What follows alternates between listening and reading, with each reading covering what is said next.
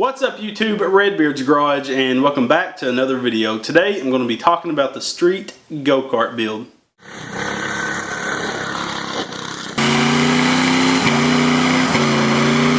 Oh yeah!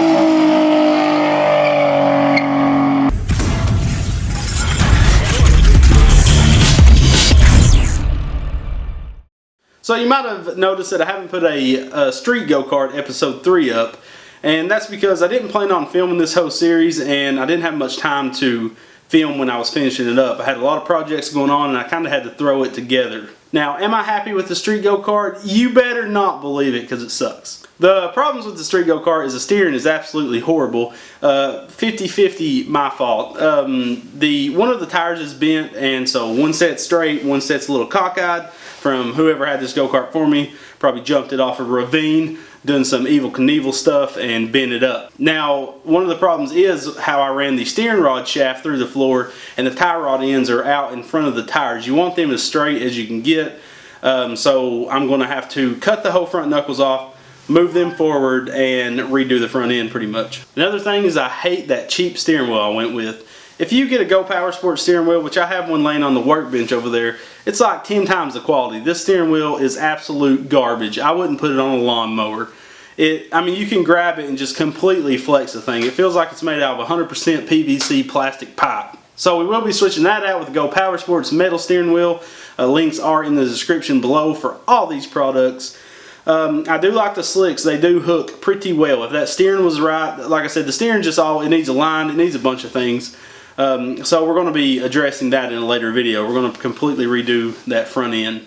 The nitrous did make a pretty big difference on this, and as you know, I'm using the 6.5 horse Predator, and it does have the Mikuni carburetor. The timing is advanced 8 degrees. It's got the exhaust and nitrous, of course. We did use a pulse pump on this engine because the gas tank was located at the same height as the engine, so we had to use that pulse pump because gravity can't do its job and provide the engine with some fuel. I went with the oil catch can on this go-kart. Probably wasn't needed, but I have one laying around, so I went ahead and threw it on there.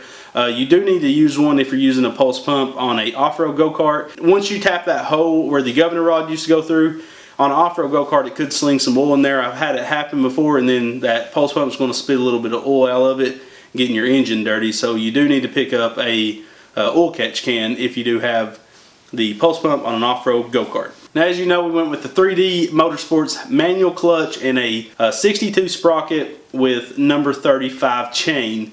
Now, you could use number 40 chain on your street go-kart. I just thought it was overkill with the horsepower we're pushing. Probably not going to break that number 35 chain. I got to mention the 3D Motorsports clutch. I did not like it personally. It seems like it's a very well built product. The people that build it, some great guys. I just feel like it'd be more at home on a mini bike or on like a drifter.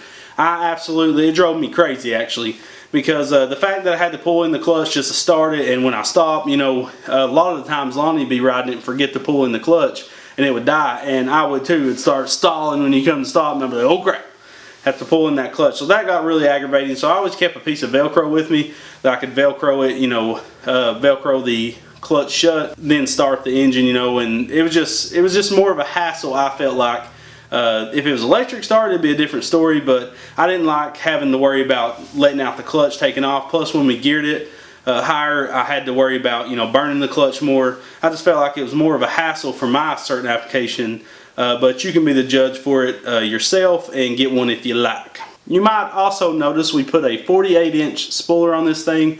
Got this spoiler on eBay. It was the only 48-inch spoiler I could find. That was around what my tire width was going to be. So I think it looks pretty awesome. I went with it because it looked kind of like a formula setup. But overall, the street go-kart, that's the one thing it does have going for it. It does look pretty nice.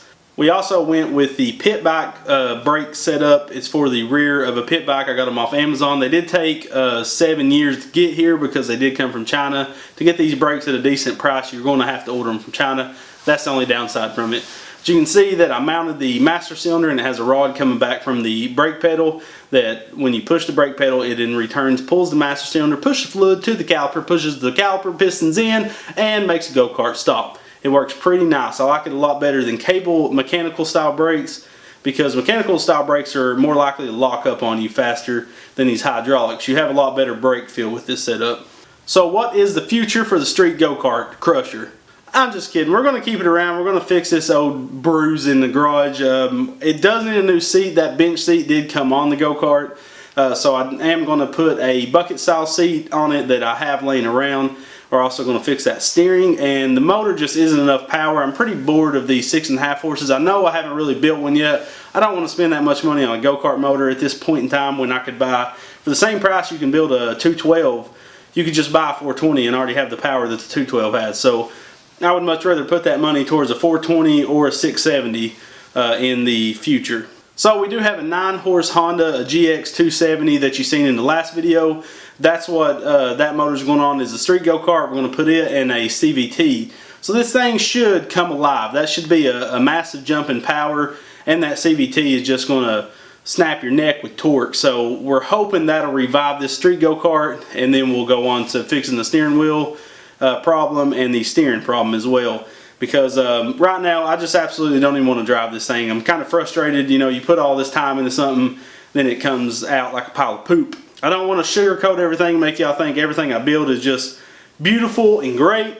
This go-kart, it sucks. But guys, don't forget to like, comment, and subscribe. I hope you like this video. I know a lot of people was asking where was part 3 at. This is all I got. You can just see a good overview of it. We will get this thing worked out in the long run. I just want to take a little break on it right now. I'm kind of frustrated with it. But we do have some special stuff coming to Little Red. We're going to keep evolving that thing into the monster it will become. So guys, thanks for watching. Don't forget to like, comment, and subscribe. Have a great Christmas if I don't see you before then. And always come back to Redbeard's Garage. I'm out.